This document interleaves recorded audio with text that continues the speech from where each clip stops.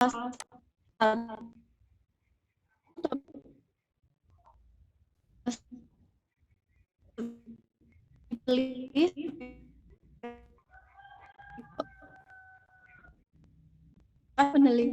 gitu. Lokasi penelitiannya kan karena kalau sudah fix berarti halnya baru bisa dituang sistem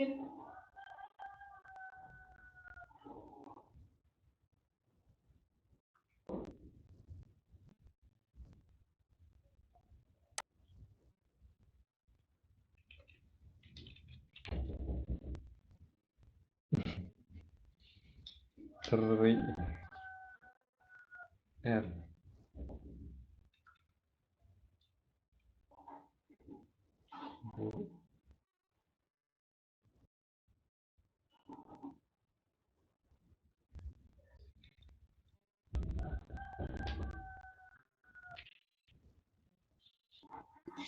ya yang lebih ke sisi ilmiahnya, bukan sisi pengalaman pribadi gitu ya, tapi lebih kepada alasan-alasan penting dan menarik secara ilmiah gitu. Jadi signifikansi penelitiannya itu dilihat dari teori dan pengembangan keilmuan Penmas gitu. Ini kayaknya kalau masalah ini diteliti, Penmas jadi berkembang deh gitu. Wawasan tentang bidang ilmu Penmas itu jadi berkembang. Nah seperti itu.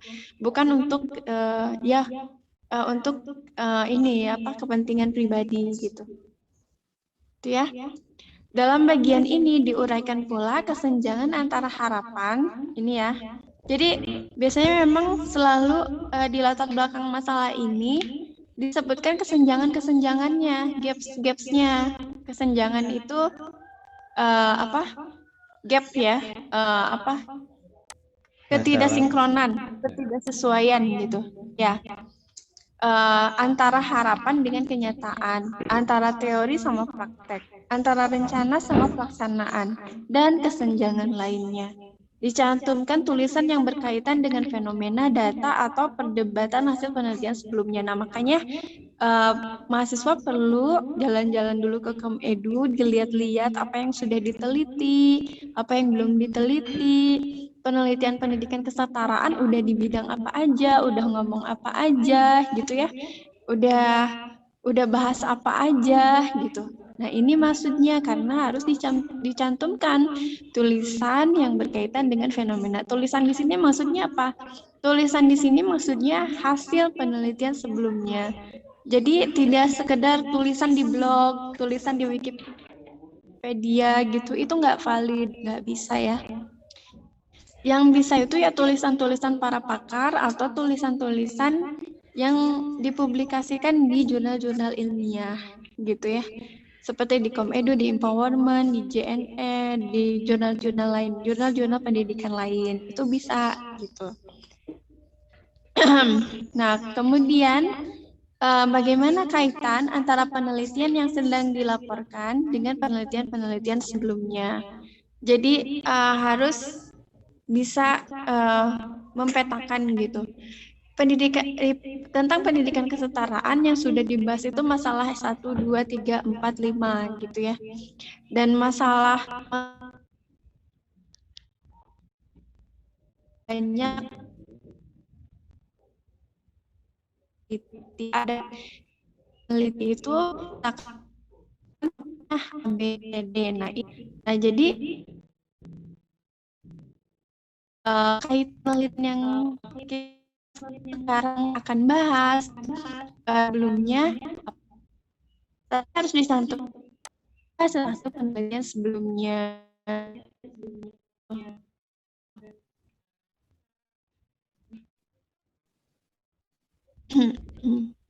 Nah ini ya, mengapa penelitian yang sepakat replikasi ya, misalnya replikasi begitu. Kalau penelitian kuantitatif, jadi metode pendekatan penelitian itu ada 2, ada 3.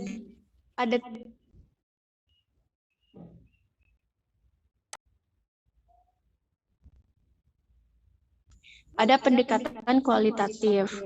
Nah, pendekatan kuantitatif kalau data-data yang kita kumpulkan itu banyaknya angka seperti skor tes gitu ya. Skor-skor ya kalau hasil-hasil pembelajaran terutama di bidang pendidikan formal ya, karena dia ingin lihat hasil-hasil pembelajaran siswa itu biasanya dipakai skor kan. Hasil belajar skornya berapa pakai metode ini, skornya berapa pakai metode B, skornya berapa. Nah, kan yang dikumpulkan itu skor ya. Nah, skor ini kuantitatif. Jadi numbers gitu ya, isinya angka-angka gitu. Nah, makanya pendekatan penelitiannya menggunakan pendekatan kuantitatif.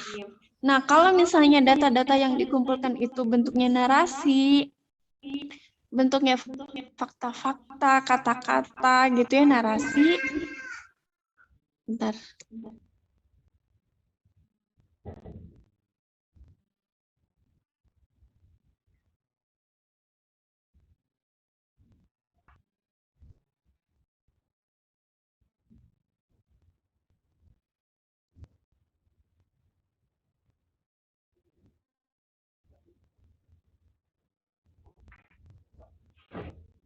Kualitatif.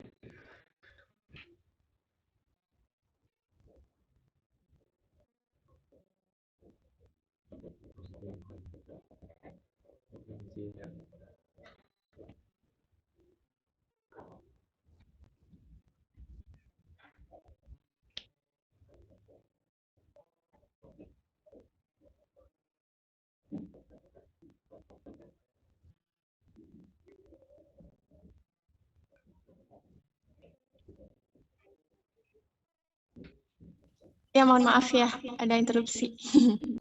Ya.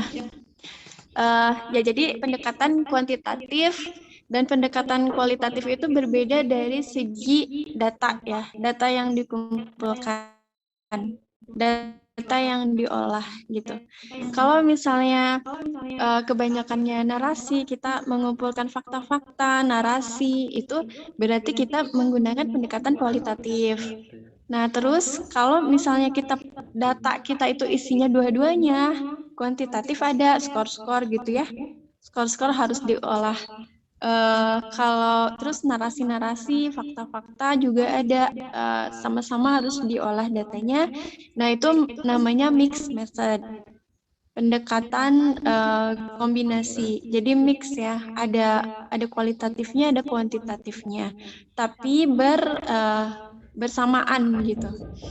Nah, pendekatan penelitian ini ada juga yang R&D ya, research and development. Nah, research and development juga bergantung pada datanya sama gitu ya. Kalau misalnya lebih banyak data kualitatif, ya berarti analisisnya menggunakan pendekatan kualitatif ya. Kalau misalnya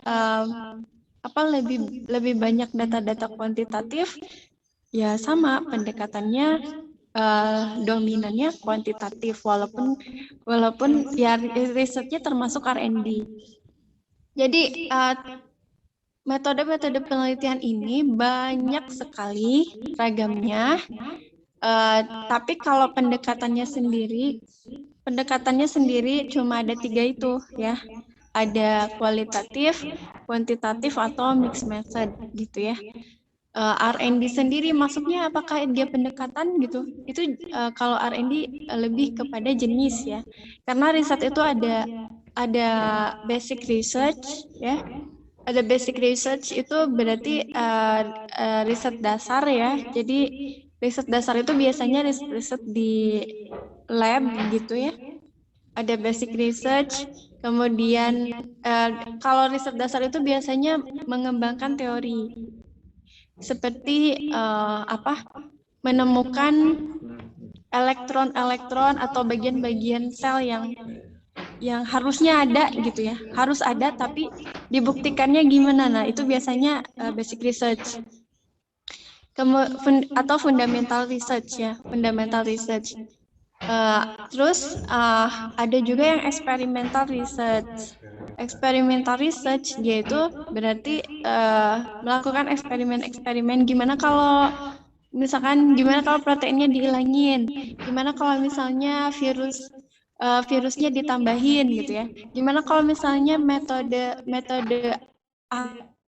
ini ditambahin metode B gitu ya, sebenarnya gimana gitu. Gimana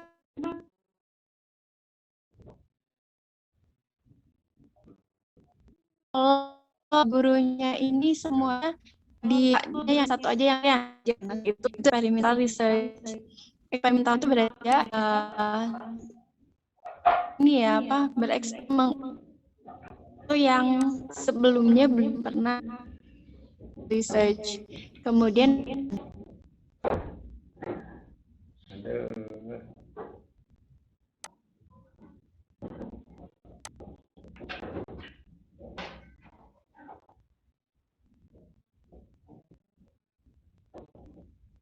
nih di buku-buku metode penelitian terutama yang punya Prof. Studio maupun Prof. Rehan banyak sekali gitu metode-metode itu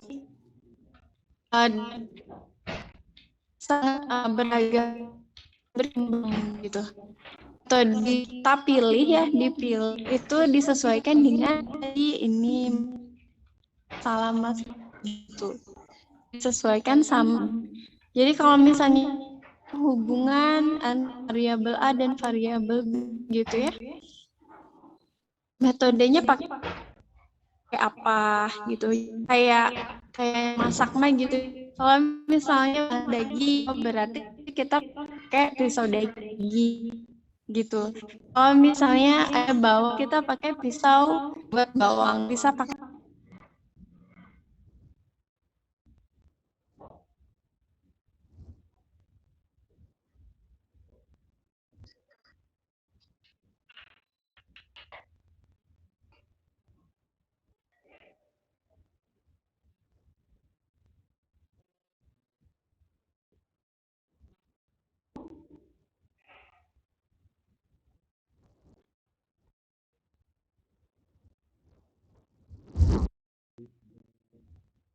replikasi gitu ya. Atau jika merupakan ekstensi dari penelitian sebelumnya dalam hal apa dan apa perlunya. Nah, ekstensi ini maksudnya gimana ya? Kayak misalkan pendidikan kesetaraan gitu. Ada penelitian tentang tingkat kompetensi sosial ya. Tingkat kompetensi sosial tutor misalkan di pendidikan kesetaraan. Ternyata di Bandung Barat mah kompetensi sosial tutornya B misalkan gitu ya, nggak terlalu bagus gitu, cuma bagus aja gitu, tapi belum sesuai standar misalkan. Nah, bisa jadi kita bikin ini penelitian ekstensi. Oh, itu kan cuma Bandung Barat aja hasil penelitiannya gitu. Coba kita lihat Jawa Barat, coba kita lihat nasional, datanya gimana. Nah, itu maksudnya ekstensi, perluasan dari penelitian sebelumnya. Ya, kenapa perlu itu harus dijelaskan di latar belakang masalah gitu ya. Harus mengarah pada perumusan masalah. Jadi latar belakang masalah ini harus menjurus pada akhirnya itu harus menjurus kepada rumusan masalah. Rumusan masalah itu apa? Ya, rumusan masalah itu adalah statement, pernyataan gitu ya, pertanyaan utama gitu, yang mendasari perlu dilakukannya penelitian tersebut. Jadi ini kan alasan-alasan ya, latar belakang masalah itu alasan-alasan, kesenjangan, segala macam. Jadi sebenarnya masalah utamanya apa, itu harus tergambar gitu. Nah, rumusan masalahnya apa? Jadi masalah sebenarnya apa gitu ya, itu dituangkan pada rumusan masalah ini gitu. Itu ya mengenai latar belakang masalah. Sampai sini ada pertanyaan dulu.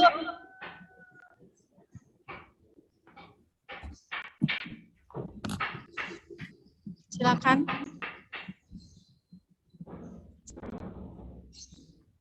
Ada pertanyaan dulu? Iya Bu, izin. Ya, silakan.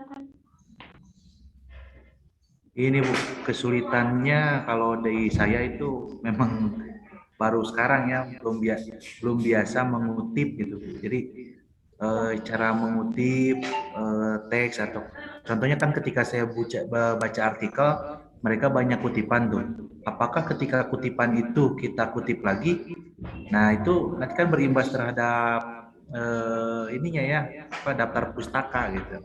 Apakah daftar pustakanya nanti masuk ke apa, teks atau kutipan awal atau masuk ke jurnal yang kita kutipnya gitu. Ya, oke. Bagus ya pertanyaannya. Jadi sudah ke teknis ya. Ini saya coba share. Nah, untuk kutipan ya, Bapak Ibu, kalau misalnya dalam artikel kita misalkan mengacu ke Komedu, ke artikel di Komedu gitu ya. Nah, kemudian di artikel tersebut ada kutipan gitu. Nah, kita pengen ngutip itu. Nah, kalau bisa jangan gitu. Jadi mendingan jangan dari artikel situ, tapi lihat referensinya di daftar pustakanya. Nah, cari artikelnya gitu. Jadi langsung dapat dari artikel tersebut. Jadi kalau cenah mah gitu ya. Kalau bangsa Sunda kan, kalau orang Sunda kan, misalkan gitu ya, Pak Iwan. Pak Iwan tuh bilang gini, kata Bu Sri, Penmas tuh gini gitu ya. Kata Pak Iwan ya, gitu. Nah, mendingan terus misalkan Pak Sofyan langsung ngutip kata Pak apa? Menurut Bu Sri, kata Pak Iwan gitu ya. Menurut Bu Sri, Penmas itu ABCD, itu kata Pak Iwan gitu kan. Nah, jangan, kalau bisa mending langsung ke Bu Sri-nya gitu ya. Jadi kan nanti kan di artikelnya itu ada daftar pustaka ya. Daftar-daftar yang dikutip sama penulis tersebut. Nah, ini langsung ke sana, gitu. langsung cari artikelnya dan langsung kutip dari situ. Jadi kalau bisa jangan via jangan dalam misalkan ini saya share ya contohnya.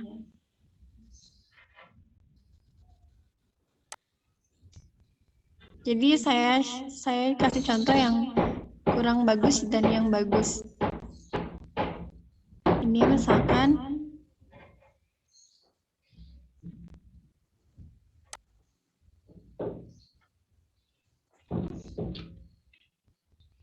nah, ini kan menurut Hans Mark ya dalam Nurikasari. Nah, kalau bisa jangan Nurikasarinya, tapi langsung aja cari artikelnya Hans Mark gitu.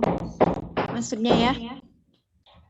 Nah, kalau seperti ini, sejalan dengan Bandari dalam Jailani. Nah, kalau bisa jangan lihat di Jailaninya, lihat aja di artikelnya Bandarinya di mana gitu. Ini kita contoh ini ya, contoh lain yang langsung itu kutipan langsung. Nah, ini kan menurut Purnomo. Nah, Purnomonya yang berpendapat gitu. Pelatihan merupakan apa gitu kan. Nah, sejalan dengan Priyanto dalam Muhtarom. Nah, kalau misalnya Priyanto dalam Muhtarom, nah berarti dia udah tangan kedua gitulah ya.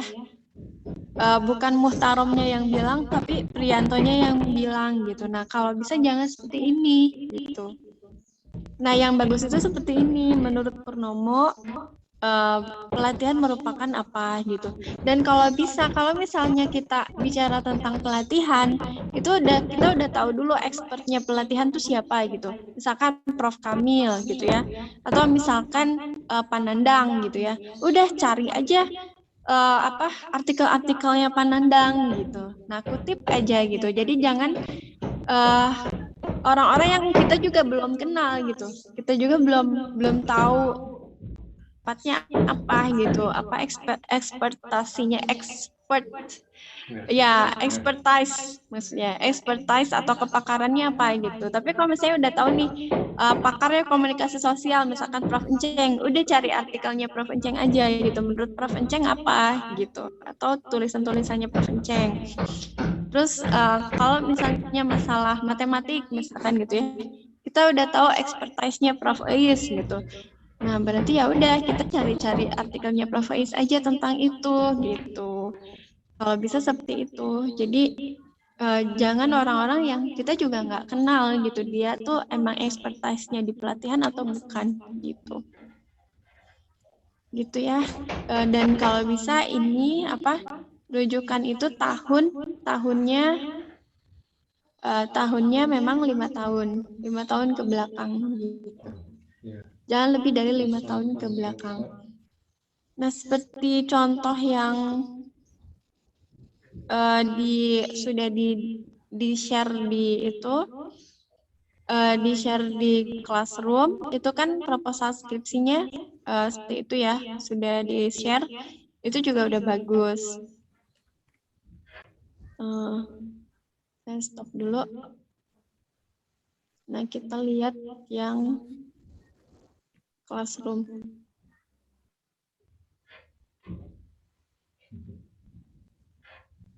Oke, ini ya.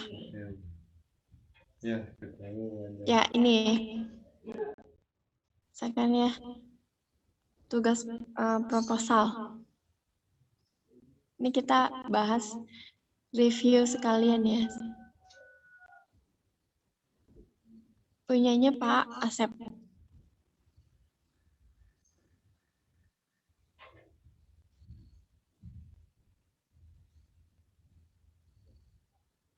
Ini kan pemberdayaan masyarakat melalui bidang kewirausahaan industri kreatif. Ini masih tipe-tipe ya.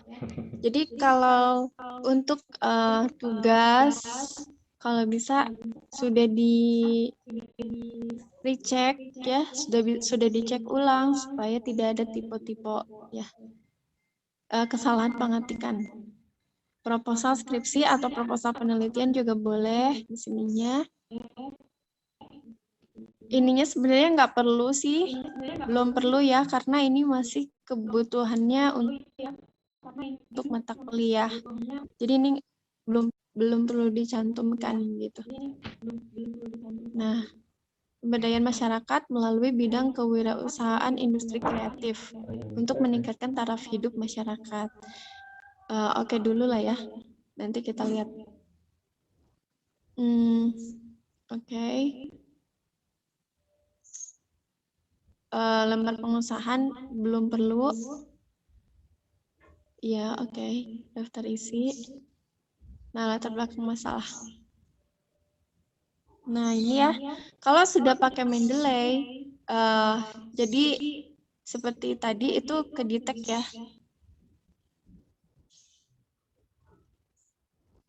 Kalau di PDF emang nggak kedetek. Jadi bagusnya memang ini tuh Word ya. Coba. Ini Word.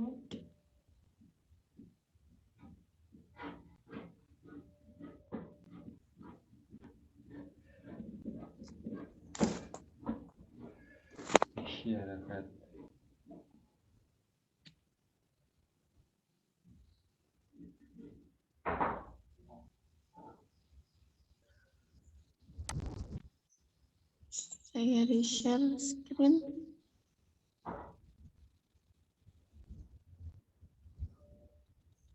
Oke.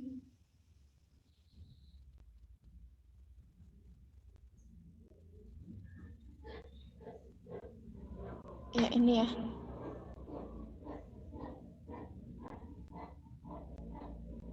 Nah, kita lihat. Oke, latar belakangnya dulu. Kalau misalnya dia pakai Mendeley, enggak ya, dia nggak pakai ya. Nah, ini kan kalau pakai Mendeley ini tebal. Tapi enggak.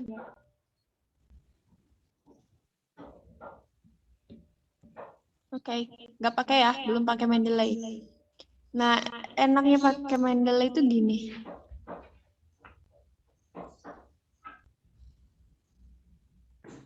Oke. Ini kita di sini dulu ya, latar belakang masalah. Oke, kita open Mendeley dari sini. References. Tadi ngomongnya tentang pemberdayaan kan? Nah, kita open Mendeley dari sini.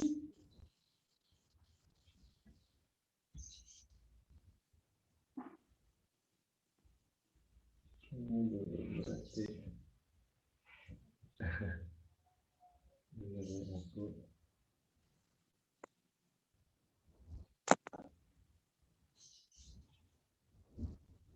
Nih, udah ngebuka ya Mendeley-nya. Nah, ini ya. Enaknya itu, jadi kita langsung di sini tulis pemberdayaan keyword. Nah, ini kan pemberdayaannya banyak ya.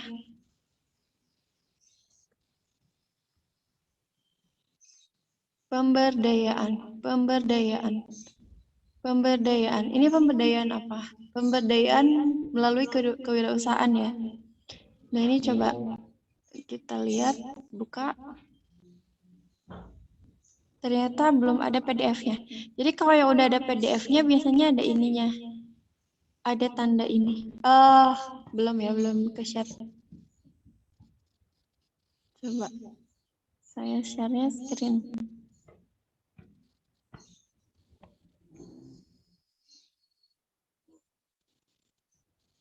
Nah, ini.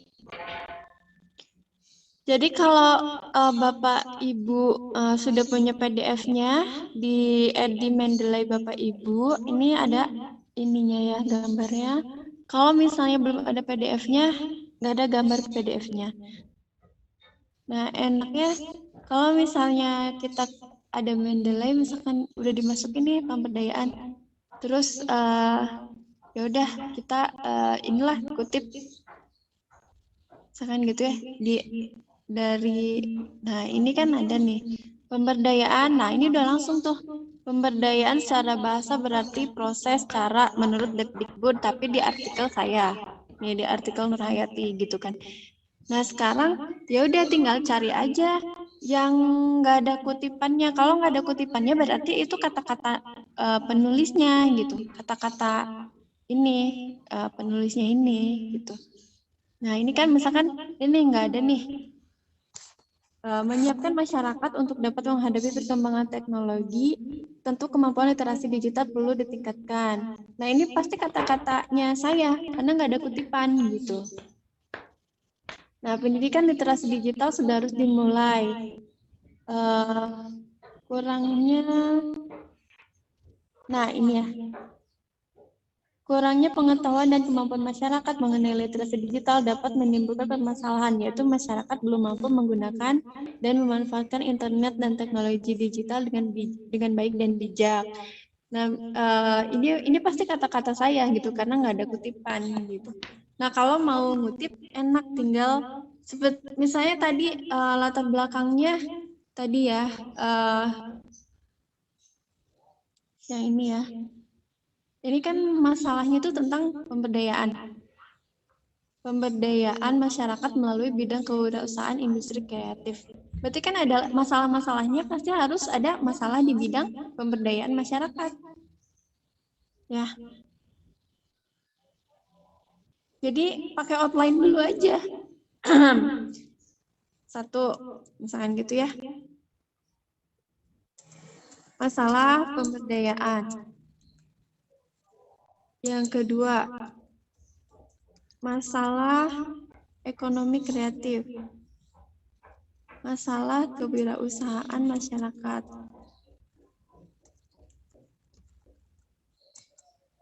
Nah, yang ketiga, ini masalah pemberdayaan tuh yang ketiga, industri kreatif. Nah, itu tinggal cari aja di Mendeley.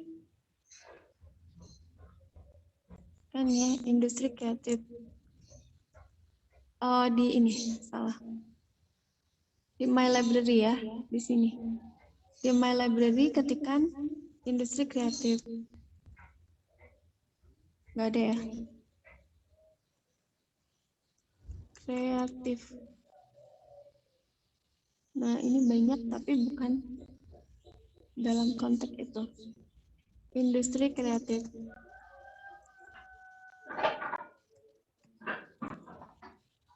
Nah, di library saya nggak ada gitu. Nah, berarti harus cari di sini, di Google Scholar. Tinggal cari di Google Scholar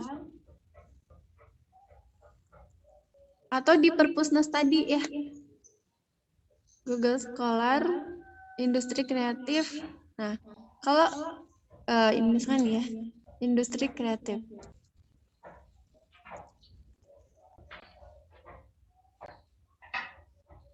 Nah, misalkan ini ya. Ini PDF-nya di-download dulu, terus di-add file. Oke, kalau gitu saya langsung kasih tahu aja ya. Ini PDF-nya Bapak Ibu download, klik PDF, oke.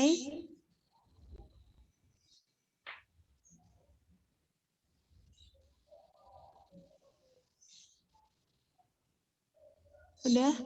Nah, ini di-download. Udah ada belum?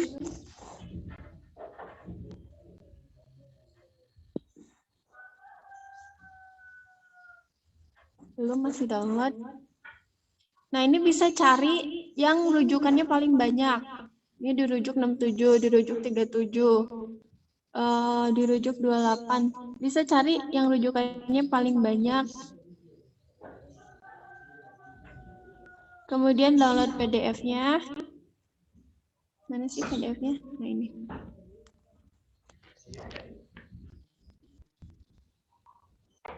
Ini ya.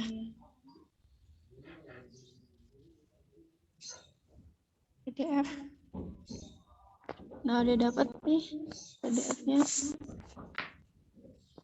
Oke. Langsung di-add ke sini. Ke Mendeley. Nah, add file.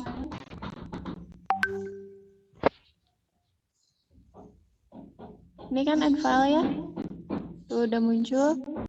Tadi itu filenya 31 berapa? 371. Yang sudah di-download. Masukin ke sini. Nah, ini. Oke, buka. Nah, udah dia langsung update. Nah, ketika kita cari industri kreatif,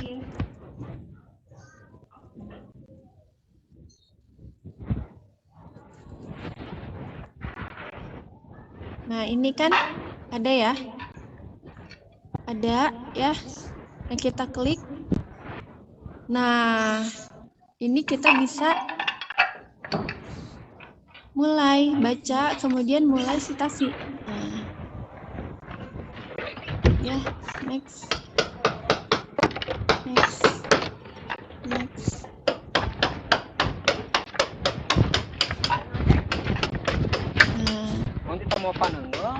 Nah, misalkan masalah di industri kreatif.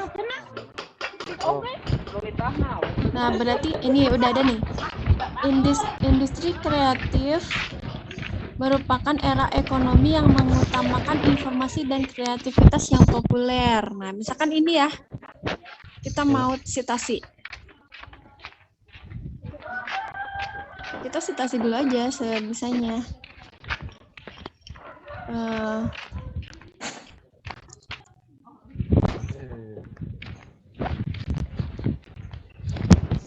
Tulis di sini, masukin di sini ya. Nah, ini. Di sini tulis aja. Coba paste. Baru inilah ya. Coba paste lagi.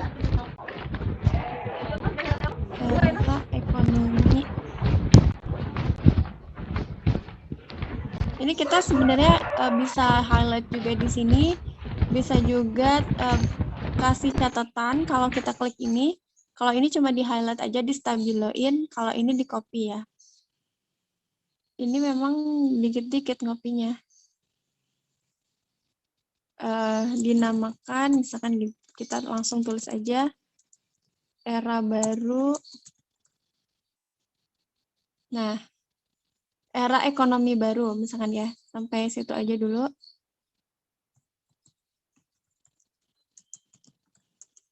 Nah, ini nanti kita langsung cite.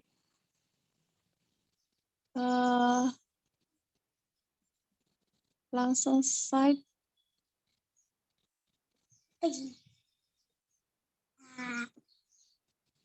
Langsung cite di sini. Bisa di sini, tapi bisa juga langsung di sini. Insert citation, klik. Tadi namanya siapa?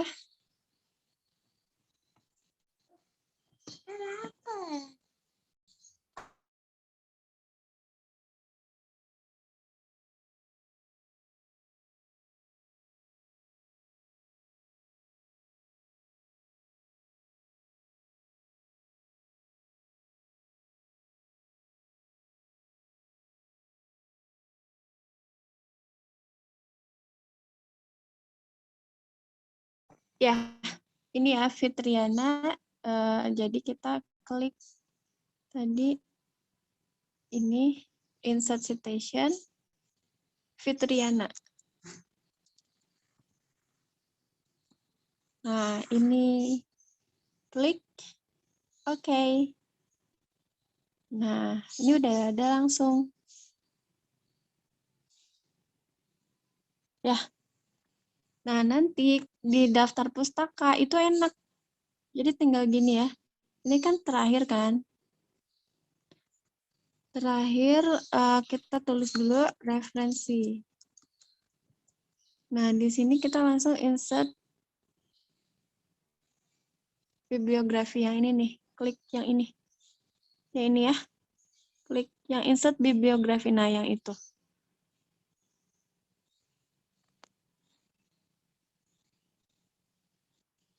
Tapi stylenya dibenerin dulu. Mau style apa? Misalkan apa ya? Yang 7 edition. Nah, insert bibliografi. Tuh udah langsung ada. Gitu. Gitu. Bisa ya? Jadi enaknya pakai Mendeley ini kita nggak usah pusing-pusing mikirin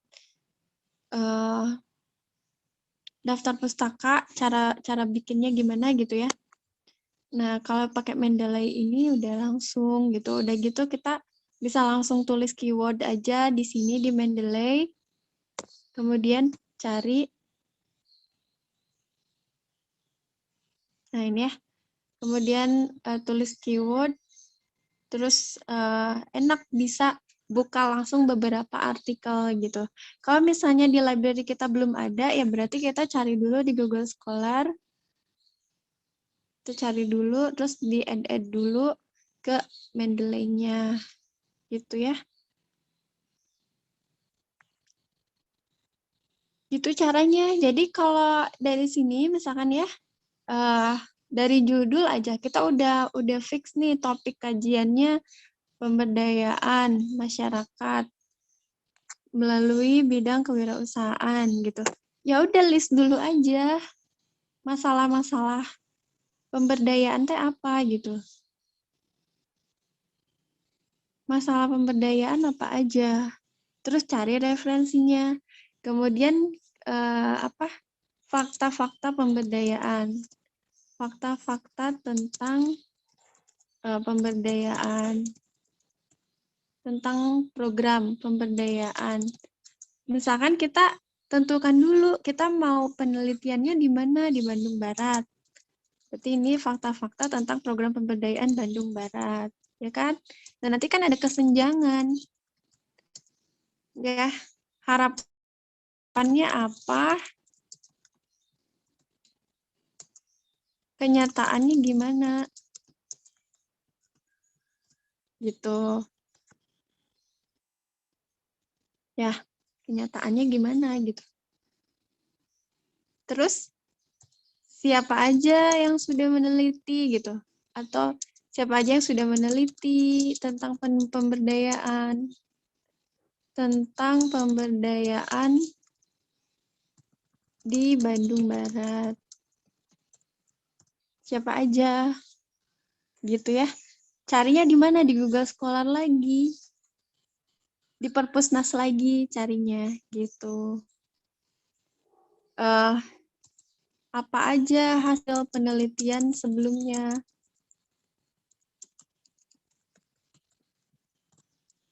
Nah, jadi rumusan masalahnya apa? Rumusan masalah ini adalah statement, pernyataan masalah yang harus bisa kita jawab dengan jangkauan akademik kita gitu, bidang akademik kita gitu ya. Jadi kalau ternyata masalahnya itu di pendanaan pemerintah, masalahnya itu di kebijakan pemerintah, masalahnya itu ada di ada di gizi, ada di kesehatan. Nah, itu ya udah bukan ruang lingkup akademik kita gitu. Berarti kita cari masalah yang lain gitu, yang masuk ke ruang lingkup kita gitu. Misalkan berarti tutornya harus dikasih pelatihan. Oke, pelatihan apa gitu. Nah, itu yang bisa kita pikirkan gitu. Itu yang bisa kita kontribusikan gitu. Kita bikin pelatihan apa supaya kompetensi tutornya bagus misalkan gitu. Kita bisa melakukan apa supaya hasil belajarnya bagus. Kita bisa melakukan apa supaya masyarakat itu bisa menjadi masyarakat yang berdaya gitu ya. Nah, itu masuk ke lingkup akademik kita, kajian akademik kita gitu. Jadi alur berpikirnya seperti itu ya. Ini tuh sebelum rumusan masalah, identifikasi masalah dulu.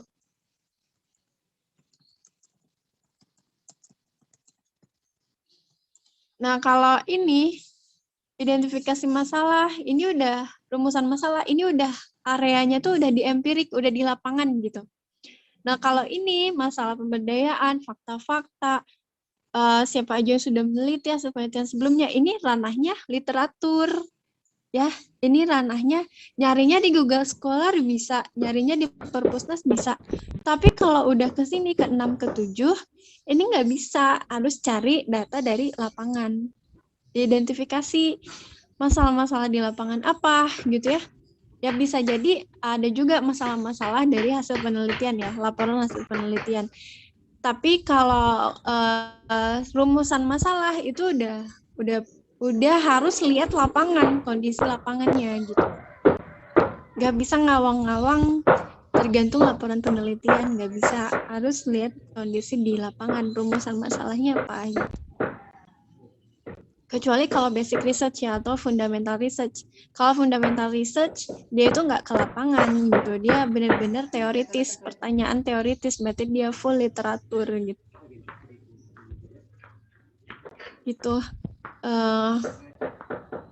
Bapak Ibu. Jadi untuk latar belakang masalah ini ya sudah bagus ya. Ini kan seperti upaya pertama lah.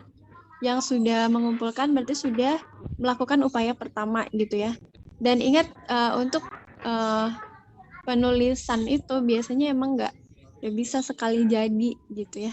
Harus ada proses gitu. Nah, ini udah bagus, sudah bisa mulai menulis gitu ya. Udah bisa mengerjakan. Nah, seperti ini identifikasi masalah, rumusan masalah. Nah, rumusan masalah. Jadi, rumusan masalah itu harus sesuai dengan kaidah ilmiah nanti ya. Bagaimana cara menjalankan usaha industri kreatif yang dimaksimalkan untuk meningkatkan taraf hidup bermasyarakat. Ini masih bukan pertanyaan penelitian, jadi masih pertanyaan yang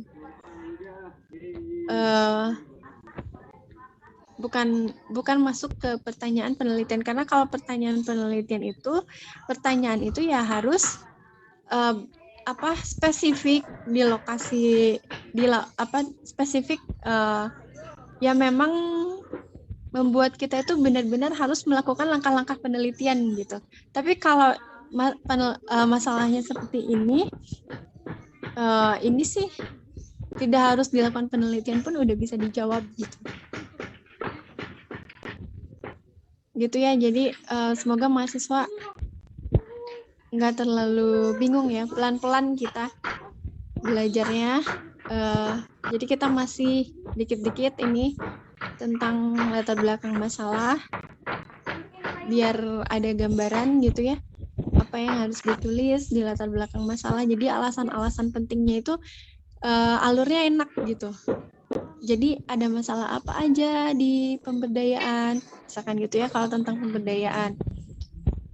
Kalau misalnya spesifik pemberdayaannya tentang kewirausahaan gitu kan, berkaitan dengan kewirausahaan, ya berarti ya ada masalah apa aja di situ. Kalau misalnya masalahnya tentang PAUD, tentang apanya, tentang pendidiknya, emang ada masalah apa aja gitu di pendidiknya, di pendidik PAUD. Ya, gitu ya. Jadi enak alurnya, benang merahnya gitu kan. Terus cari fakta-faktanya juga enak kalau ada alur seperti ini gitu. Kalau udah ada alur seperti ini baru ditulis, baru cari ke Mendeley gitu, cari ke Google Scholar. Gitu ya. Nah, bagi yang belum mengumpulkan silakan upayakan lagi gitu sampai bagus lah gitu. Jadi untuk pekan depan kita akan lanjut insya Allah sampai ke pertanyaan penelitian ya. Nanti kita akan bahas teorinya juga, apa itu pertanyaan penelitian, apa itu identifikasi masalah, apa itu rumusan masalah, itu kita juga akan bahas gitu ya. Sampai dari latar belakang masalah sampai pertanyaan penelitian. Ya, jadi tiap pekan itu mudah-mudahan ada wawasan terus gitu ya. Oh, kemarin masih kurang paham. Ya, kurang paham. Nah, sekarang, pokoknya sampai proposalnya jadi itu ya pas UAS gitu. Gitu ya. Dan kalau bisa ya sudah dipahami gitu alur penulisan proposal dari awal sampai akhir gitu ya. Insya Allah. Ada pertanyaan lagi? Alhamdulillah mulai cerah, Bu. Ya, alhamdulillah. Ibu, aku mau nanya. Ya. Boleh, silakan, Bu. Kalau misalkan di jurnalnya terdapat 4 orang yang nulisnya, itu gimana Bu cara penulisannya? Maksudnya gimana?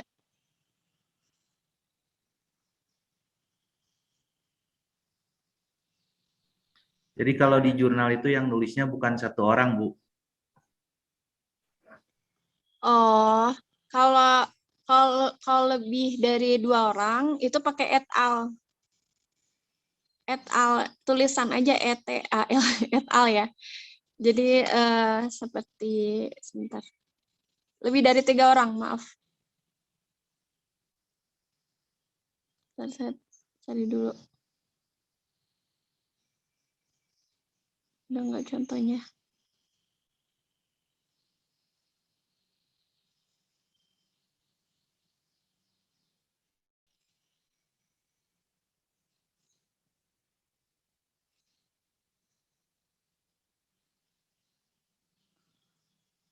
Ya, jadi kalau misalnya lebih dari 3 orang itu, misalkan Nur Hayati et al.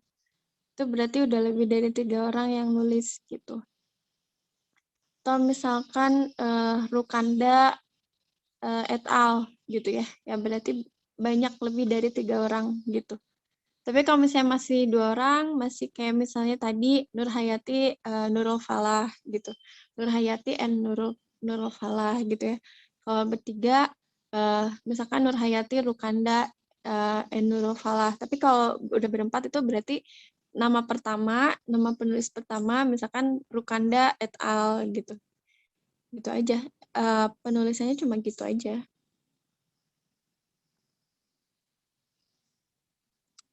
Itu Bu. Ada lagi pertanyaan?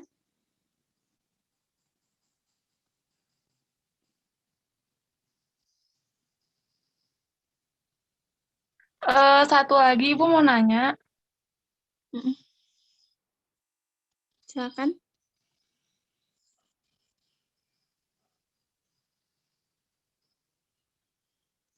Mau nanya, soalnya itu nge-lag yang itu laptopnya. Udah di ini. Ini Bu, kan ini judulnya efektivitas program kecakapan hidup bidang penelitian menjahit pada ibu-ibu rumah tangga.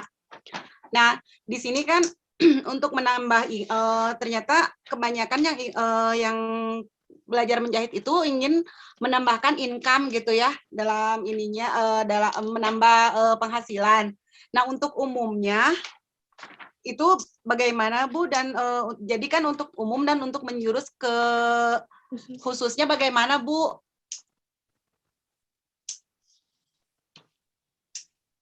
Maksudnya gimana Bu? Ini kan di sini kan untuk pelatihan menjahit. Nah, pelatihan menjahit ibu rumah tangga itu kebanyakan tuh untuk menambah ekonomi, menambah penghasilan. Nah, di sini untuk umum, untuk latar belakang umum dan khusus menjurus ke khususnya seperti apa Bu? Bagaimana gitu maksudnya? Gambarannya. Gambarannya yang umumnya gitu. Apa di ekonominya gitu? Apa di Ya, kalau misalkan Ibu ingin ini ya apa membahas mengenai pelatihan menjahit ya. Nah, harus dijelaskan dulu alasan Ibu kenapa membahas hal itu ya. Kenapa membahas masalah pelatihan menjahit gitu. Kemudian harus ada masalahnya juga gitu. Jadi misalkan saya nih bahas tentang pendidikan holistik berbasis pendidikan karakter. Nah, harus ada masalah dulu tentang pendidikan karakter. Gitu. Nah, jadi kayak Ibu nih harus ada masalah dulu misalkan pelatihan menjahit. Terus masalahnya apa? Kenapa harus ada pelatihan menjahit gitu? Ya misalkan masalahnya itu di ekonomi ya. Meningkatkan ekonomi masyarakat. Nah, berarti harus terjawab dulu emang ada masalah apa ekonomi masyarakat gitu. Gitu ya. Jadi ada masalah apa karena nggak semua orang merasakan masalah itu gitu. Ada masalah itu gitu. Jadi harus dijelaskan gitu ya. Nah, seperti saya misalkan bahas tentang pendidikan holistik berbasis pendidikan karakter. Kenapa harus holistik? Kenapa harus ada pendidikan karakter? Masalahnya apa? Gitu. Nah, itu teh harus dijelaskan dulu di latar belakang masalah gitu. Nah, jadi kalau kayak misalkan Ibu mau bahas alasannya misalkan Bu, ya. misalkan alasannya kan sekarang karena kasus pandemi nih misalkan. Jadi banyak yang tidak banyak yang keluar jadi pengangguran gitu maksudnya. Nah, itu mungkin dijadiin di latar belakang baru nanti ke Iya. Betul, Bu. jadi seperti itu ya Bu Iya, ya. Jadi betul. bisa kita Jadi di ngerumusin latar gitunya dari umum ke ininya, dari menjurusnya dari ekonomi karena masalahnya dari situ mungkin ya Bu ya. ya gitu. Jadi latar belakangnya ya masalah ekonomi karena pandemi, tambah banyak yang di PHK, misalkan segala macam, termasuk di Cimahi, misalkan gitu ya.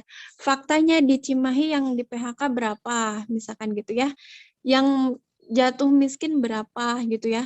Datanya tuh mana gitu.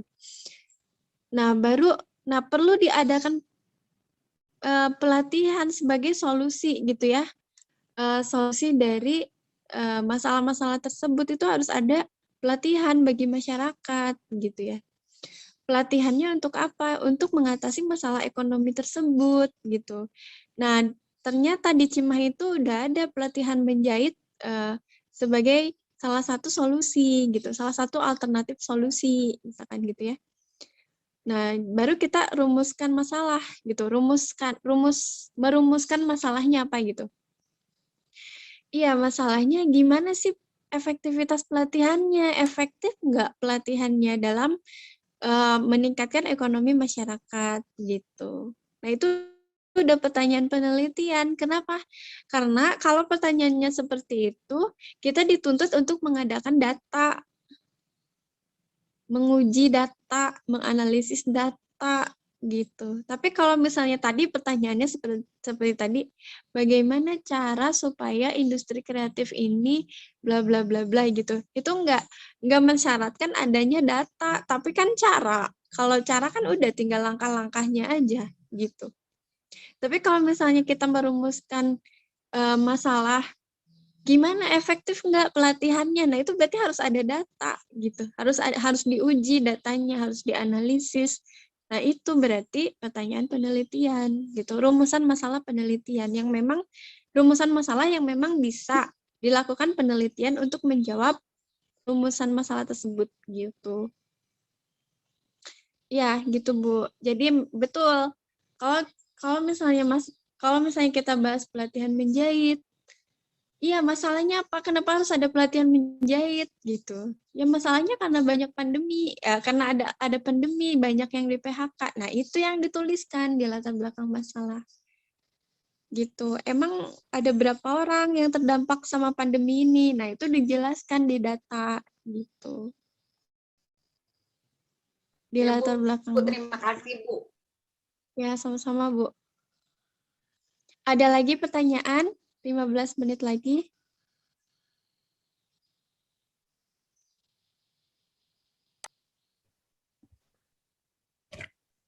Ini Bu tentang Mendeley. Boleh Bu? Ya. Ini saya udah download tapi tidak sinkron terus dengan Microsoft-nya. Iya, nah berarti kalau misalnya nggak sinkron, itu Microsoft-nya yang harus di-update Oh gitu. apa Windows-nya Pak, Windows-nya sama ya? Windows-nya nggak, Windows-nya harus ya terbaru Siap, gitu. siap. Ya, Ibu boleh. ini apa boleh silakan. Jadi gini, bukan saya itu membahas mengenai PKBM ya Bu ya. Di situ kan PKBM tujuannya untuk meningkatkan peranan PKBM itu sendiri. Nah, di situ ada beberapa hal yang menjadi konsentrasi gitu. Itu ditulisnya jadi manajemen aja ya Bu ya. Jadi misalkan manajemen tutor, berikutnya manajemen untuk hubungan ke masyarakatnya, terus manajemen untuk meningkatkan motivasi dan lain sebagainya. Jadi seperti itu ya Bu ya. Jadi misalkan tidak terfokus pada satu titik, misalkan tutor saja, dikarenakan itu PKBM satu kesatuan ya Bu ya, untuk menjadikan satu itu bisa berkembang itu ada faktor-faktor lain, tidak hanya dari satu gitu Bu. Boleh seperti itu Bu. Ya, judul Bapak kan peranan PKBM dalam menjawab kompleksitas pendidikan masyarakat. Oke, masalahnya apa gitu ya? Ya masalah Emang yang pendidikan masyarakat ya, jadi ada masalah apa? masalahnya kan misalkan dilihat dari PKBM-nya itu sendiri Bu ya. Kebanyakan daripada PKBM yang telah saya lihat itu ya sebelumnya, PKBM itu hanya sekedar menjawab daripada tidak sekolah ya udah mending masuk PKBM aja. Nah, di situ masalahnya jadi masalah kualitas belum diinikan, belum terlihat begitu ini gitu di beberapa PKBM gitu ya, yang kebanyakan yang dilihat dulu tuh. Terus, nah untuk meningkatkan kualitas tersebut ada beberapa faktor yang menunjang untuk meningkatkan kualitas. Yang pertama mungkin masalah tutornya seperti apa, terus manajemen tutornya seperti apa, terus akan ada kompleksitas yang berikutnya yaitu mengenai hasilnya, outputnya si anak itu sendiri Misalkan dari segi ininya Bu, dari nilai-nilai nilai-nilai moralnya agak sedikit kurang karena dari situ terus masalah motivasinya juga anaknya, sehingga di situ jadi satu kesatuan untuk meningkatkan kualitas PKBM itu sendiri, sehingga kompleksitas masalah pendidikan yang ada di situ itu bisa terjawab dengan adanya PKBM gitu, dengan apa yang barusan itu Bu. Ya, oke. Sudah bagus ya Pak. Sudah bagus. Topiknya sudah bagus. Nah, tapi kalau untuk perumusan masalah penelitian ya, memang harus spesifik gitu Pak. Harus spesifik. Jadi seperti saya misalkan spesifik kompetensi pedagogik tutor PAUD gitu ya.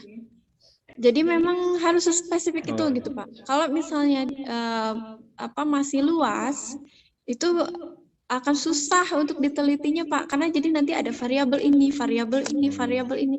Kita harus pikirin juga variabel kualitas PKBM, kita harus pikirin manajemen PKBM, kita harus pikirin manajemen tutor segala macam. Itu nggak akan cukup Pak, waktu, biaya, lingkup akademik, jangkauan akademik itu nggak cukup gitu, apalagi masih S1 ya gitu. S2, S3 pun malah S2, S3 malah tambah spesifik gitu, malah tambah dalam gitu ya. Karena satu variabel aja kita butuh untuk meneliti 1-2 variabel aja kita butuh banyak waktu gitu kan. Yang skripsi aja sekarang kan yang belum selesai banyak gitu ya. Yang S2 juga walaupun udah 3 semester belum selesai banyak gitu. Nah, itu kenapa? Karena itu tadi jangkauan peneliti gitu, dari akademik, biaya, waktu, tenaga, akses data gitu kan. Kalau misalnya terlalu luas, ya kitanya sendiri gitu yang kewalahan gitu. Nah, kalau untuk S1 memang ya udah variabelnya 1 independen, 1 terikat gitu kan. Jadi apa meningkatkan apa gitu ya. Misalkan kita udah fix masalah PKBM, oke. Kita fix masalah kualitas PKBM misalkan gitu ya. Masalah kualitas PKBM.